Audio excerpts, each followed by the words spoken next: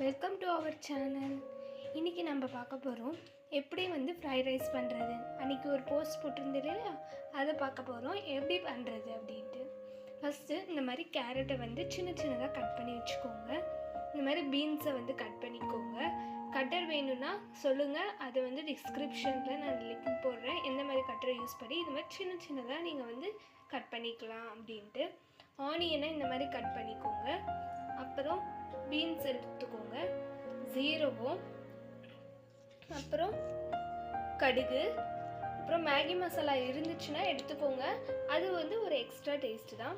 Next இது pepper powder எடுத்துக்கோங்க, coriander powder, அப்புறம் சாஸ். உங்ககிட்ட சோயா சாஸ் இருந்துச்சுன்னா அதுவும் எடுத்துக்கோங்க. அப்புறம் தக்காளி இந்த மாதிரி கட் பண்ணி வச்சுக்கோங்க. அப்புறம் சில்லி இந்த மாதிரி ஃப்ரை பண்ணி வச்சுக்கோங்க. ஒரு பேனில் எண்ணெய்